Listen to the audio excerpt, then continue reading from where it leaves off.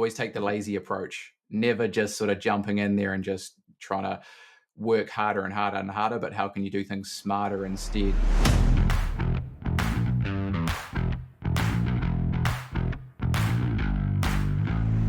Welcome to Professional Builders Secrets, the podcast for building company owners wanting to grow safely and securely. I'm your host, Will Blunt, and today I'm joined by Cameron Upton from Contractor Scale. Cameron, welcome to the show. Good to be here. Thanks, Will. Awesome to have you on. A couple of marketers ready to have a chat about marketing, which I'm super excited about. Before you dive in and give us a bit of an intro to yourself, today we're going to be talking about generating high quality leads. And it's one of the biggest challenges that builders in our community face. In fact, it came out in the State of Residential Construction Industry report that 45.9% of building companies are struggling to generate quality leads. So great point of discussion for us. And you're an expert in generating quality leads for construction companies. So Cameron, do you want to just jump in and give a bit of a background on your history in the industry? Yeah, sure thing. So my background's very diverse, being a millennial of sorts, never sat in one place too long. So actually started off with an apprenticeship in engineering, built super yachts, but at the end of the day, during a financial crisis, nobody wants to spend $45 million on a super yacht. So that one sort of came to an end of that piece there. Worked my way through a few other bits and pieces and jumped into marketing and sales, specifically helping my old man who had a manufacturing business and that sort of thing. Sold some e-commerce online stuff, but there's nothing fulfilling in doing that kind of stuff. There's only so much home decor you can sell, right? But eventually moved into, had an opportunity coaching builders and marketing. So did that for about 6 years. Biggest thing that came out of that was, man, there's a ton of people that don't know how to advertise for the construction industry very well. Easy to spend a lot of money without getting the right qualified people through. So that's kind of what I'm here to solve and going forward. And so, yeah, that's how I fell into place. Yeah, awesome. Interested to hear actually the engineering brain and how you feel like that's helped you be a better marketer. Yeah.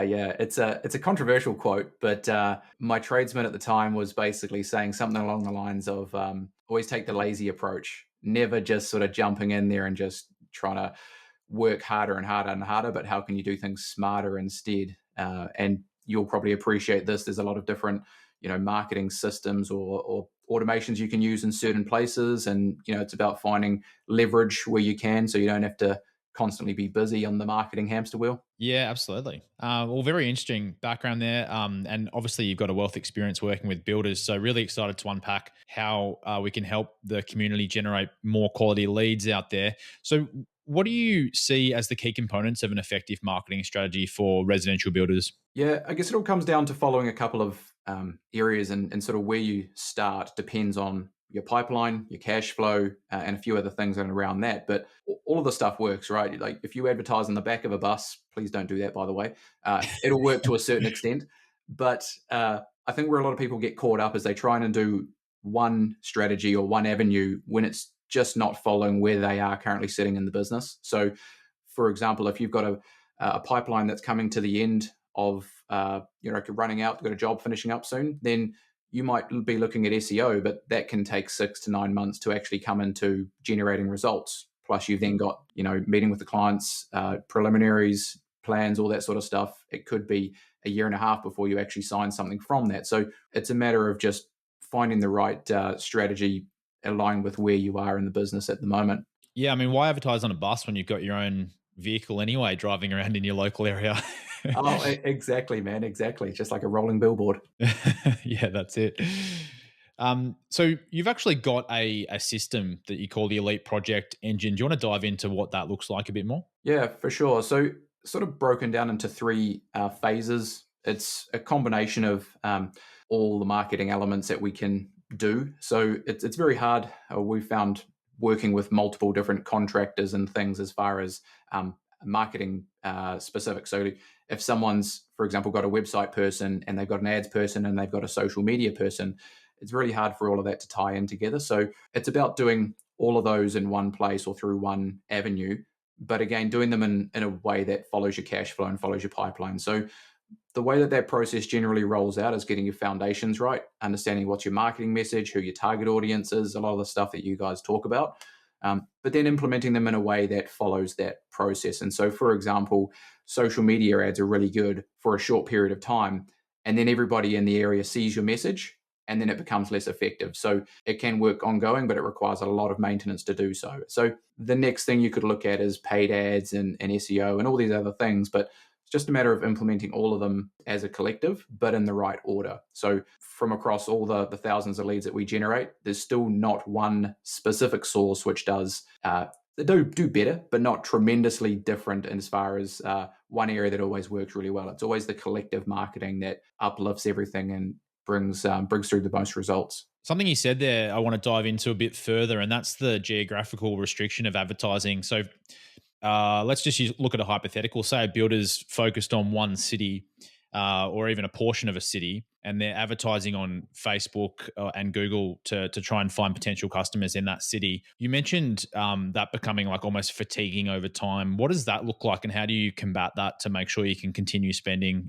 consistently? Yeah, for sure. So it's really tricky. Depends on the location. So there's not like I can't give you an exact answer on that because, for example, a small area like Balimba, for example, is just got such a small population size that you could advertise and spend as much money as you want, but it's going to burn out really quickly. Whereas you're looking at a major city, Sydney, Melbourne, etc., Toronto, Calgary, they have such a large population that you can spend more money. You can have one marketing message run for a longer period of time. Now, you can still advertise the entire time, but you're going to have to keep refreshing the message so that it's new and different and people don't get kind of blindness to it, if that makes sense. Yeah, it does. It does. What kind of like if you're looking to refresh that content regularly, what type of advertising content do you usually recommend or implement for builders? Yeah, so typically we do the social ads on an on and off basis sometimes, depending on again that population size. But we typically do that as a quick roundup or a quick grab as far as let's look at everybody who is bottom of funnel or everybody that's looking to do something that hasn't quite made the chance to reach out, scoop all those people up. And then we typically look at more of an ongoing basis of things like Google Ads, where there's constantly new people searching for what you do. And so it's less of the interruption and throwing a banner in someone's face and more of let's just grab the people now who are actively looking for us and work with those people there. And then the content that refreshes itself on the front end. There's all sorts of other things we could dive way deeper into, which we won't have in this conversation, but there's retargeting, there's other things there. But you basically just need to have a new front end, which once somebody sees it, they can then have the same back end show to them in the advertising world. So I guess what you're saying is just make sure you're aware of for the builders out there, make sure they're aware of the fact that advertising can fatigue if you've got a restricted area to target. So just be on top of making those changes if you need to, or having someone do that for you. Exactly, yeah. And for most of the advertising that happens on a larger scale, it's just more about having more dry powder in the back pocket. So having more ads, whether it's images, whether it's different angles for the text itself, having all of those ready to go so that if the cost per lead starts to go up or it starts to become less effective, you can swap that out and have something ready to go so that it can run for a bit longer and a bit longer. Cool. You touched on identifying the ideal customer profile. Can you talk to me a bit more about that process? Like, how detailed do you want to go when you're identifying who your ideal customer is? Yeah. It's tricky on that one. So you need to obviously have a niche or an area that you want to focus in. So one of our guys, a really good dude in Canada, he focuses on net zero homes. But for where he's currently at business wise, to just target net zero homes, especially in a market where interest rates have gone up and all that kind of thing, still going to target that as the ideal people coming through. But he needs to be open to working with other people to make sure that there's work in the pipeline. So he can still have his same focus and his same values and identify the people he wants to work with in the remodeling space to still have that avatar. But I think sometimes people pigeonhole themselves into only working with one very specific type of client. And quite often that it gets them in trouble when they don't have enough of those people to work with. So it's about identifying the type of people that you want to work with on a personality match, on a type of work match. Ultimately, following what's profitable is the main thing. Yeah. But yeah, just sort of balancing out a certain portion of the market without getting too pigeonholed. Yeah, that makes sense. I think the personality match is probably one I wouldn't budge on if it was me, Oh yeah, just because those problem clients are just going to cause you way more issues than you need. everybody's had a problem client. Absolutely. How do you avoid them? Me personally, No, from guys having the leads coming through, there's only so much you can do on the marketing end and the front end, and so you need to have this whole process of screening people throughout the sales process as well. And so with the marketing coming through, there's certain questions you can ask about. What do they call lubricating questions, easy yes no questions to get people sort of filling out details. And then there's what we call a love letter question, and that's really open text, and that's something like, tell us what's important about your build, or have you ever worked with a builder before, or those kind of open-ended questions where if somebody has the opportunity to type more into them, you can get a lot more context around what they're looking for and the specifics of that. And sometimes it's really interesting to see what people fill out, and you can tell this person's going to be really pedantic and picky. And maybe that's okay if I'm good at working with those people, or maybe it's a red flag that when I talk to them on site, we can have an opportunity to say it's not a good fit. Yeah, I guess that all comes with experience, and it's challenging, as you said, like especially with the way the market is at the moment with interest rates and just general lead flow. It would be easy to drop your standards, I think. Yeah, and man, it's crazy. Obviously, the industry as a whole, everybody seems to undercut each other. The big thing at the moment is a lot of price shopping. So a lot of people are coming through looking for, hey, can you give me a price on this? Here's my plans, etc. But when you actually speak with them and open up what they're trying to do, it's very clear that they're just looking to get a cheaper price from somebody. It's very focused on that.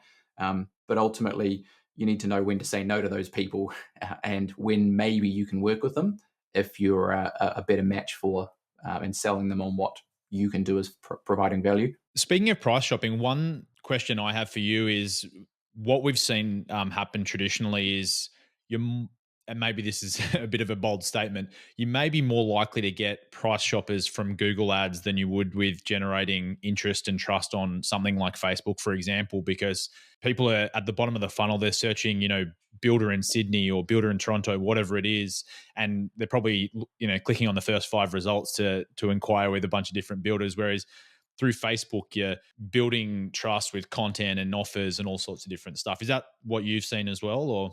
Yeah, so we actually embrace that a lot more because everybody wants to know whether you're buying a pair of shoes or whether you're building a house. Everybody wants to know, like, what's it going to cost? So we built out a bit of a front end marketing estimate process where people can tap easy sort of questions and get a ballpark price on what it's going to cost to build their home. Now, obviously, everybody knows that that's not going to be super accurate, but what it does do is provide a filtering mechanism to qualify people on whether it's a good fit or not. And so I think people just need education. They have no idea what this stuff costs, especially with the way that materials and labor costs and stuff have gone up over the recent years.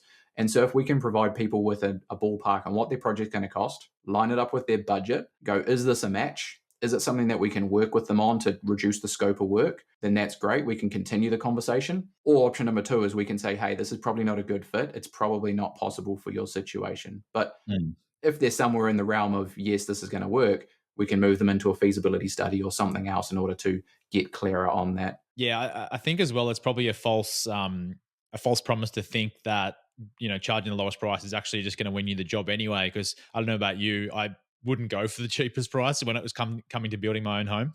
No, 100%. And I think for the right people that you want to attract into your business, money is one part of it. But for most people, it's more about the convenience, the quality of workmanship, the trustworthiness, the ease of communication, all of those things they would actually prefer. And they're happy to pay a little bit more for if it's within reason. But Yeah. I think the other thing, it's more of an educational process, but having the understanding or the education that, there's only a few variables in this. Ultimately, materials and a few of those things cost what they cost. But you're either going to pay for it up front and understanding what it's going to cost, or someone gives you a lowball offer. Just be understanding that at the end of the project, you're going to get stung with variations and change orders, right? So yeah, exactly. So you've spoken a little bit about, the different channels that builders can advertise on. Can you elaborate a little bit more on what you found is the most effective way to generate those high quality leads, those ones that are a really good fit for the company, willing to invest in their home and all those kind of things? Yeah, for sure. So kind of what I mentioned earlier, it's not necessarily one specific channel that works really, really well, but they all work in very different ways. So for example, Facebook ads or social ads in general, they do work really well. The problem is that you get 8 out of 10 that are rubbish. And it really sucks to talk to those 8 because they're like, no, I'm just wasting time, or it's very demotivating. But on the same token, you can have all those rubbish people come through, and then there's one person that comes in wanting a remodel to build a new custom home and to, refresh their commercial space at the same time. And so those ones there, it's kind of like panning for gold. But when the gold comes through, it's really worth it. So that's kind of the social ads bucket. The Google ads work really well for more quality. So we generally find the quality of those leads is much higher. And then SEO higher again. And so SEO is where you're sitting on the top of the page for free or organically. But that has an implied trust that if Google thinks that you should be number one, then maybe I should trust that you're number one as well. So they always seem to be the better clients coming through, but that's a longer process to get to that point and everything. So to do this effectively, you need to have all of the above, and then you can kind of shift your budgets and things as the timeline moves on, and as you have, you sit differently in the space. You spoke about on Facebook, for example, or social advertising in general, like those lower quality leads coming through and wasting a lot of time on qualification calls and things like that. Is there anything you can do in the marketing process to better qualify those leads and improve the ones that you're actually talking to? Yeah, definitely. So with all of this, the best way that you're going to get a good result is through speed of lead and follow-up attempts. And so um, with leads that come through Facebook, a lot of the time there are good people in there as well, but people are just terrible and scatterbrained and watching too many TikTok videos that they just don't pick up the phone or right now, and then people kind of give up on them. And so sort of primarily is getting to them quickly, trying them multiple times. There was a Harvard Business study on that. But with the screening process, that it kind of comes down to how busy you are and where your pipeline sits. So if you're just starting out, or if you've got a big hole in the schedule that you need to fill, then you should pick up the phone and call every single person and have a conversation with them. Okay, because that's ultimately the way that you're going to get more info from people, just by speaking with them, or outsource that to someone on the team or an appointment setter or something like that. As far as when you have a bigger pipeline, or you're sort of not so worried about that, you can put some other barriers in place. And so there are qualification forms that you can get filled out with the details about their project and where they currently sit and everything. And then there's sort of some questions in between where you can judge. So it's sort of looking on the front end, are they an A, B, C, or D client? We can kind of categorize them there: right place, right type of work. Then you can look at budget, plans, permits, like where do they sit in the process, and then sort of increase that qualification later on. Yeah, that makes a lot of sense. Do you have a typical ratio that you would work towards? Like, for example, X amount of leads usually equals X amount of good calls, which equals X amount of, signed building contracts, basically. Yeah. So good question. So we actually have everyone that we work with has to use the system that we use, purely because I don't really care about how many leads you get or what your cost per lead is. Because of the sales process being so long, it's very hard to understand what is quality and what is qualified. So we need a way to track those over the coming months. So having them all in one place, we've been able to grab the data from. Typically what we see on a broad spectrum is, out of 10, you might get 3 or so that are complete time wasters that are just, write them off. That's fine. There's always going to be spam fills. There's always going to be people that are looking for work or trying to sell you sub-trade services, etc. Then the spread is sort of different based off timeline and when they're looking to get started. So you might get 1 or 2 that are looking to move forward now or very soon. And then the other portion of people are still interested, still qualified, but it's just not a now thing. And so those people, go into a follow-up process of nurture emails and all that kind of stuff. But that's the kind of split that we've generally seen. And that's pretty consistent across all the channels that you were talking about? Yeah, all the channels and all of the countries as well. So US, Canada, New Zealand, Australia, it's all very similar. The channels do play a bit of, they do fluctuate a little bit in the disqualified people and stuff.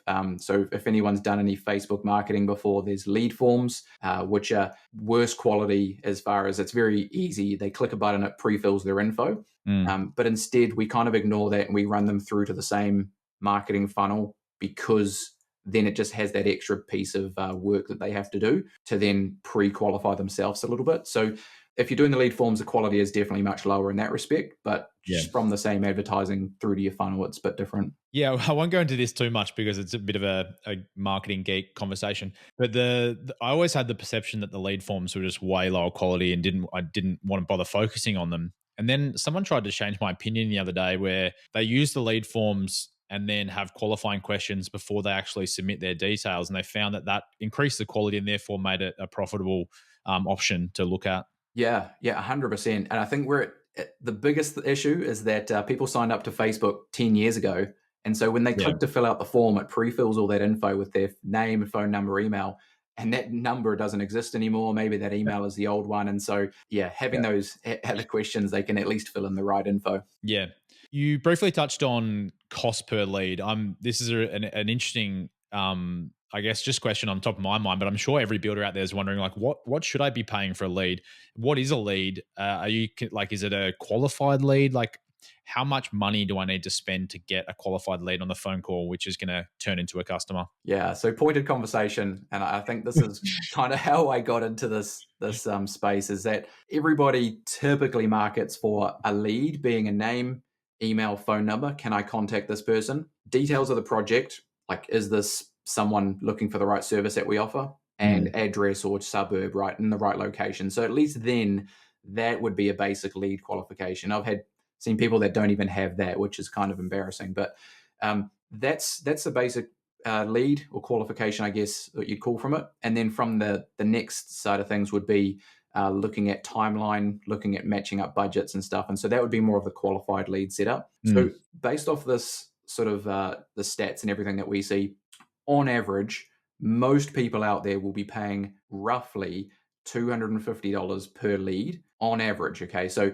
it's going to be much cheaper on your Facebook ads, for example, but you're going to need more of them to get to that same point. They're going to be yeah, more expensive on Google ads, and that's going to work out to be on average. So that's kind of the ballpark and where a lot of people end up at. I guess by having a bit more of an optimized sort of system, you can get that right down. Now, this is ridiculous. It's a bit of an outlier, but we got one guy that I was just checking this week. He's been getting Google Ads leads coming through for $8, which is ridiculous, and probably a conversation for another day. But that's over a longer period of time where the campaigns have got a lot more optimized, and we've kind of got rid of a lot of the crap that comes through testing and removing that stuff there. For a ballpark average on kind of where we sit across stuff that is optimized, quote unquote, be looking between $50 and $75 for a lead coming through. And then of those leads, how many are converting into the qualified ones that you mentioned? Yeah, so from those numbers, that's going to be you're typically looking at 3 out of 10 that are going to be moving forward soon, of the right type and all that kind of stuff. And then you're going to have the rest of those people that are, probably 4 or 5 of them that are yes, but later. And I think at the moment anyway, that has been the biggest gap in this whole process. Is 2 years ago you didn't need to market because so many people were coming through. But ultimately, with interest rates going up and inflation and all that kind of stuff, people are still interested and they're still inquiring, but the timeline of their commitment level was just further out. So we've seen that sort of bracket open up a much wider. So I just picked up my phone to do some calculations here on the run. So what you're saying is around the average would be $250 per lead, which would be for 10 leads, that's $2,500. Of those, you're looking at 3 of those leads being qualified, which is around $833 per qualified lead. And then maybe one of those converts into a building contract. So you're kind of spending about $2,500 per Yeah, so we contract. That yeah, so seems we like a pretty good equation to me if you're selling, $500,000 build or even more. the math works out really, really well. The same system that we use to track everything has the different stages of the pipeline that where people get to so that we can track the bottlenecks in it. But if we just look at the front end number of how much did I spend on marketing and what was my cost per sale, Yeah. we're typically seeing 10% of total lead volume converting into a sale. Okay. And rough ballpark kind of, because it changes per industry and that kind of thing. But we're looking at around about that $3,000 to $4,000 per sale. So when I was looking at one of these guys working with in the States, he's spent about 3.5 on the advertising costs and everything, and he ended up with a $600,000 custom home. Over there is quite a big deal. 20%, hopefully, then it's a good return for the marketing dollars. But Yeah, and I think why this is so important, I mean, why I wanted to dive into the details is because these numbers are so important for builders to know. Number one, if they want to grow their business. Number two, if they want to scale like over time, because they can factor all of that into the way they price projects, the way they run their business, right? yeah, definitely, definitely. And honestly, probably the biggest thing that people struggle with is just spending enough money. Yeah. I think people are very, unsure about the process, which is understandable, and they maybe start doing it or start working with somebody, and they just get to a point where they're like, "Oh, I've spent $500. I should stop doing this," or "Why hasn't it worked yet?" When in reality, if you get $120,000 in profit back from a project, then you should be willing to spend a good percentage of advertising cost to achieve that, like you said. Yeah, at the end of the day, you just need to know those numbers so you can be confident in investing in marketing. I think to your point, it's so easy to not know what you're doing when you just first start doing like investing in marketing, and you can waste a ton of money, especially if you're working with agencies that don't have experience in the industry and understand that long sales cycle, like you mentioned. So it's really, really important to know those numbers so that you can invest and not like panic when you spend a few $1,000s and don't, sign a contract out of that. Definitely. Yeah, I mean, on average, what do you see? I guess it depends on the size of the building company, but what's like a good amount to spend, let's say, on Facebook and Instagram and Google each month to start to see like some good lead flow and build it up from there? Yeah. So on average, across the board, round number for marketing costs is going to be roughly $1,000 a month. Okay. If you've got things sort of dialed in that. Most people, if they're looking to grow a bit more, will be a bit higher than that, etc. $1,000 a month would be roughly, where I would start things, because otherwise you don't have enough volume coming in to then have those conversations, to get any momentum or any, confidence in your process. Because it's also very hard going into things in the sales process with a bad mindset as well, that, oh, I need to sign this person up because I've only had 2 or 3 leads come through this month. So about 1,000 a month roughly. Most of the kind of average demographic would be probably sitting in a little bit higher than that, maybe 1,500 to 2K. But yeah, that's sort of spread across a few platforms and things. So I guess that's you're looking at like a small residential builder in that case when you're recommending that.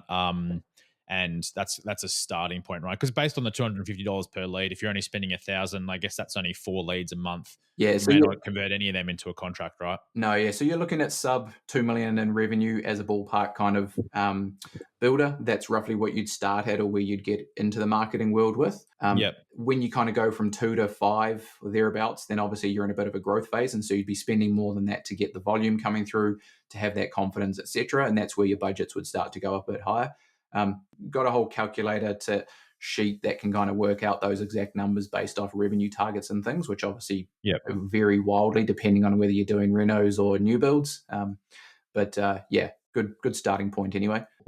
Yeah, because funnily enough, there's probably a lot of builders out there that might have 5, 10, $20 million businesses. They might not have ever done advertising or digital advertising before. So there's a huge untapped opportunity for them. But obviously, they'd be dealing with different budgets and need to have a much more numbers focused approach initially. 100%. I think as a whole, I think it was even in the report that you mentioned earlier, people just in the industry are very slow to adapt to the change in technology and everything. And I think that presents a few barriers, but probably also a few limiting beliefs, in that this stuff works really well when you know the numbers and how it all pans out and can see things on a longer time horizon. Then obviously that confidence comes through and you can go down that route. Yeah. Okay. So for builders who are just looking to improve their quality of leads that they're generating, what's the best next steps you'd recommend they take? If I was to be brutally honest, it's pick up the phone and speak with more people. And so that doesn't matter whether you're doing digital marketing or whatever else. Like you can door knock, you can call people and that kind of thing. The more conversations that you have, the more you get an understanding for the qualification and where people sit and all that kind of thing. On the same token, the more leads that come through, if you speak with more people, you can get more people through the process. That's as sort of judging on people that are needing the work and stuff. Most people in a perfect situation have a few barriers in the way that people need to jump through, or a few hoops. And so the best way to do that is typically through some form of qualification in that initial process. So one guy, just as an example, had a lot of qualification questions, but he had them on his web form on his website. And so when I was running through looking at that website, I was like, oh, are you a mortgage broker? And he laughed. He said, "Why do you say that?" It's because there was about 30 questions that a lead had to fill out in order to get in touch with him, which he's wondering why he was getting no leads. So it's kind of staging where that sits. So easiest way to do it is to have leads come through wherever and however. Send them something simple like a Google a Google form or a Jot form or however you want to have it, which covers things like when are you looking to get started? What's your budget? And give them a range instead of a free text so they don't lie to you. Do you have plans? Do you have permits? Have you selected a designer architect? Those kind of things where you can shape where people currently sit in the process. That's going to be the easiest thing to get into action really quickly. Yeah, I guess that's a great point as well. Like just in terms of not scaring people off before they know who you are or anything like that. Like if you catch their information up front, Mm. then you can start to progress them through that qualification process. Yeah, there's just one other thing on that as well is if you can make it really simple for people to give you that information, then it's going to work really, really well. So that guy that had 30 questions on his form, you look at it and then instantly you're turned off. There's a On the flip side, there's a company called Typeform, and all they do is create web forms online. And they're a multi-$100 million company just because they have these multi-step forms. Now, everybody does them, so don't get caught up on the platform. But the magic in it is if you have one question at a time, which is multi-choice or yes, no, that's actually something that we do in the process. So when we get a lead, we don't just get the name, email, and all that kind of stuff. We get 15 points of qualification because as they get started with the easy questions, it's much easier for them to stay in momentum and fill out the qualifying stuff as well. So one at a time works really, really well. Make it Yeah. easy for people to give you that info and don't put any roadblocks in there. And it helps a ton. Yeah, had a similar experience. Like it's funny how many people just when it's one question at a time and you're capturing each of those in your CRM throughout that process. It's amazing how many they just keep rolling through. Whereas if you put them all in one form, they're just like, well, that's too much. Yeah, yeah, exactly. Yeah. So, what do you see happen in the future in this space in terms of like generating quality leads for builders? What's happening next? Yeah, so there's obviously a ton of talk at the moment with AI and how all that is coming into things. There's really, really cool but scary systems out there that will automatically call people and an AI voice will talk to them and to that sort of stuff, which I think it's kind of good and bad. And there's places for the technology and there's other places where you shouldn't put it. But I think some of the opportunities for the technology or for the future getting qualified leads is to leverage the technology and the systems and that to helps assist the process, whether it's creating content for your social media, like you can do that in 60 seconds pretty quickly using some of these tools. You can help it write emails or reply to clients and stuff like that, use it to scope projects. But just also some of the opportunities are on the flip side in that if you go more personal, go deeper in that connection, really get people to know, like, and trust you through video content, through educational content. How just like you could write a book if you really wanted to using AI tools, but because you've gone to that extra level of effort, it's got authority with it and things. I think leaning into the assistant side of things and just having that take workload off you, but then on the personal side of things, just keeping those personal connections. I think you can't really take any of that stuff away with AI and all their future tech. Yeah, and I think coming back to your point, your previous point around getting on the phone call and just talking to people, listening to what they're saying, and understanding that journey a lot more. It comes back to the fundamentals of marketing, which I don't think will necessarily any change. Like the technology and the way that you implement will change, but at the end of the day, marketing is a numbers game. Yeah, You get more data and more information about the type of people you're trying to connect with. The better you understand what's working, how you engage with them, and how you can turn them into customers, right? yeah, definitely. And just one example on that is if you don't listen to those conversations or have those conversations, you have no idea what the market shift is doing as well. So, obviously, at the moment, there's a lot of leads coming through. There's a lot of people having site meetings, but then there's also a lot of people that are not progressing from there and going, why am I getting no go aheads on projects and things? And so, we listened to a few call recordings that we had through the system. And ultimately, this same trend was coming up of people going, hey, here's my budget, here's roughly what I'm looking to do, but I'm unsure whether I can even achieve this right now. And then the next step in the sales process for them was doing a preliminary concept drawings and all that sort of stuff, which is around the 15 to 20K mark. So they're trying to go from just meeting this person to 20K is a very big step. So based off that feedback, what we did is we chunked out, or we removed a bunch of the stuff from that concepts, put together the more of the feasibility study package, which is between 2 and 5K, something that's sort of a no-brainer for people cost-wise to do. And they've subsequently gone one from three that they presented last week. So without having that feedback or having those conversations, that kind of never would have eventuated and sort of assisted the process. So yeah, I think people get too detached from running their own business sometimes and getting in the weeds that they miss those opportunities. Yeah, that's a great tip. Just kind of layering the journey for them. Like if you got to go for a phone call to $1 million investment, it's a big jump. Yeah, yeah, for Yeah. sure. Cool. Well, Cameron, thank you so much for coming on Professional Builders Secrets today. I've had fun chatting to you, and I'm sure we could chat for many more hours about marketing. But for now, where's the best place for people to find out more about contract to scale? Yeah, for sure. So add me on Facebook, send me some smoke signals, whatever works ultimately at the end of the day. But on the website, contractorscale.com, there's a couple of resources. One of them is a flow chart of the whole system and how it all works. You know, you can steal that, you can do whatever you like. Funny thing is, we get a lot of marketing agencies that download that as well. So it's clearly very helpful. And then there's one that explains the whole thing broken down in detail, which is called the Elite Project Engine. So you'll find that there as well. Or lastly, just feel free to book a call. We can run through marketing audit where you're currently sitting and get a plan together based off your situation. So yeah, any of those options works really well. Yeah, perfect. Well, we'll make sure we share those resources. Also, for any APB members out there, Contract to Scale is a rewards partner, so you can get a cash rebate if you inquire through our directory, which is probably the best place to go there first. Definitely. Awesome. Well, yeah, thanks again for coming on. It's been fun. Yeah, man. Let's do it again. I really enjoyed talking, and hopefully that helped a ton of people on the call today, and do it again. Definitely did. Also, a big thank you to our listeners wherever you are in the world. If you like the show today, please subscribe to Professional Builders Secrets on your platform of choice. And if you're feeling generous, leave us a review. But until next time, have a great day.